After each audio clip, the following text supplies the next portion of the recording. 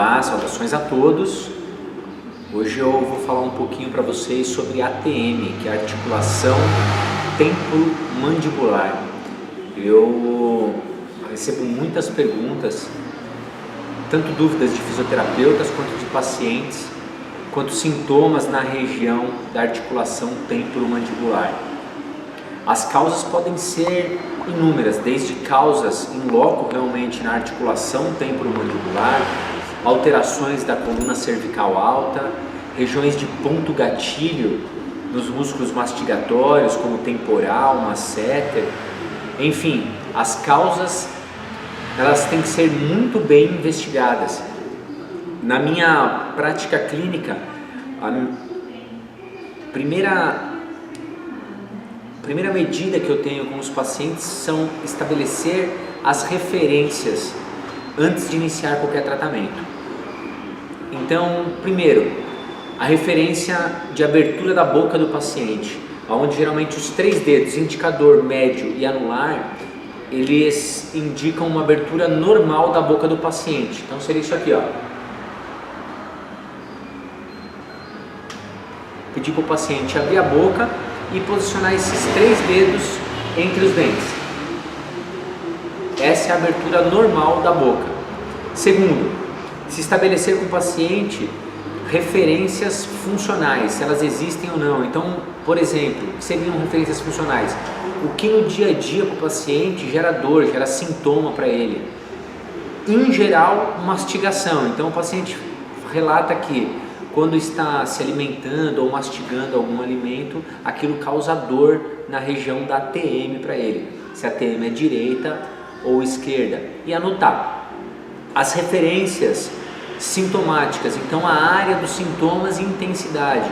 Então, a dor é localizada na região da ATM. A ATM, lembrando, a gente palpa a ATM por dentro do meato acústico externo, apontando anteriormente. E quando eu faço desta maneira e abro e fecho a minha boca,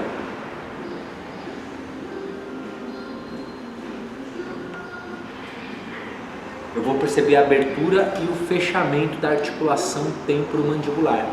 Ver se ele tem o mesmo tempo de assimetria, de abertura e fechamento, de oclusão e abertura, né? Então, qual a área dos sintomas? É local? É um pouco mais na região temporal? É na região mais do masseter? Pega a região do ouvido, como parecendo uma dor de ouvido, ele irradia um pouco mais para a região de trigêmeo. Então, é muito interessante se estabelecer as referências sintomáticas, assim como a intensidade da dor de 0 a 10, sendo 0 paciente sem dor nenhuma e 10 uma dor insuportável. 5 uma dor nem muito forte nem muito fraca, então o paciente ele vai dar a nota dele, porque a intensidade da dor é muito subjetiva de pessoa para pessoa, certo? E por fim, estabelecer as referências mecânicas.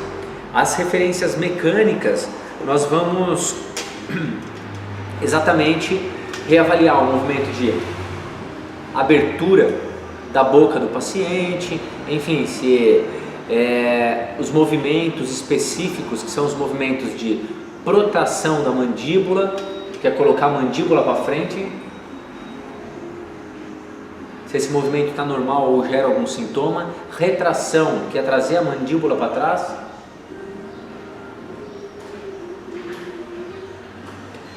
os movimentos de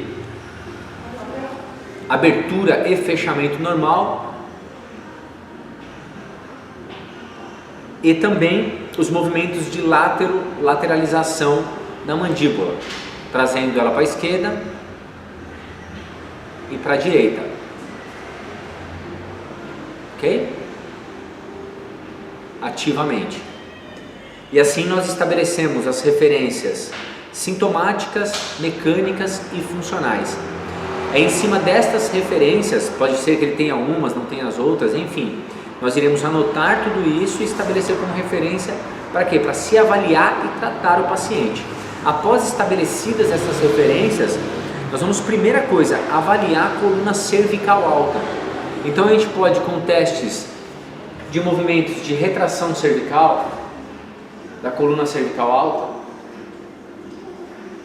movimento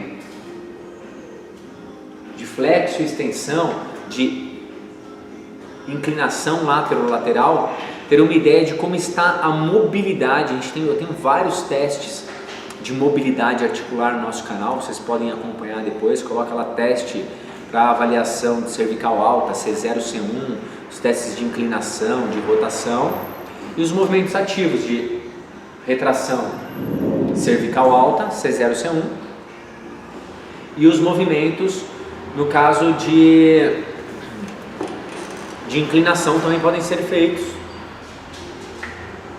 porque esse movimento, né, mantendo sempre um eixo que seria apontando o nariz, esse movimento inicial ele ocorre pelo deslizamento dos côndilos occipitais sobre o atlas, ok? Então tem esse movimento de um deslizar sobre o outro, que pode também gerar sintomas para o paciente, sintomas mecânicos. Após essa avaliação, se nós percebemos alguma disfunção da cervical alta, nós já iremos entrar com tratamento.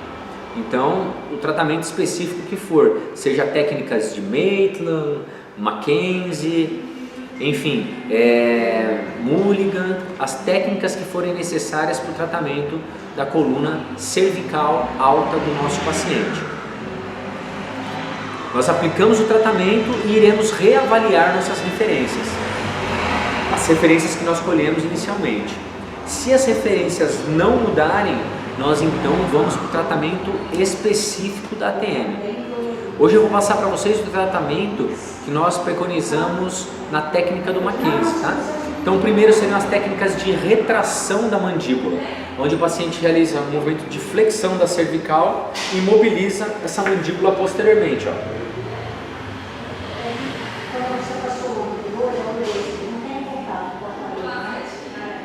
Voltando à posição inicial. Umas 10 mobilizações, fez a flexão junto com retrações passivas. Para cada retração, eu seguro de 2 a 3 segundos. Após isso, nós iremos reavaliar as nossas referências para ver se muda ou se não muda. Caso as nossas referências não mudem, eu posso alternar com os exercícios laterais. Então, o paciente com a mão na lateral, na mandíbula, como se estivesse deslizando ela lateralmente, e eu peço para o meu paciente fazer um movimento de abertura e fechamento da boca. Enquanto eu mantenho esse glide, esse deslizamento, essa lateralização da mandíbula, reavalio minha referência. Se não mudou, eu faço do lado contralateral.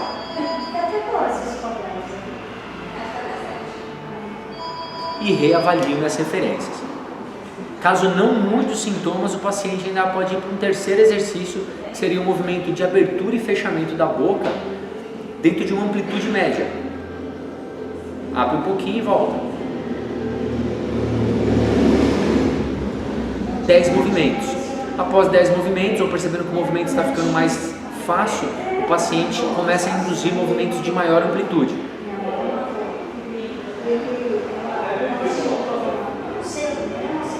Dez movimentos, reavalia suas referências. Esse movimento também pode ser feito com a língua no céu da boca, tá? Em amplitude média e depois na amplitude completa.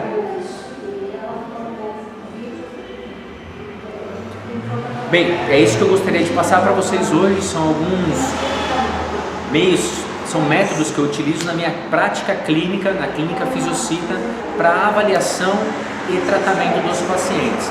Essa é uma das maneiras, é claro que depois eu passo outras para vocês, preferencialmente ainda com pacientes em tratamento, para tratamento da articulação temporomandibular.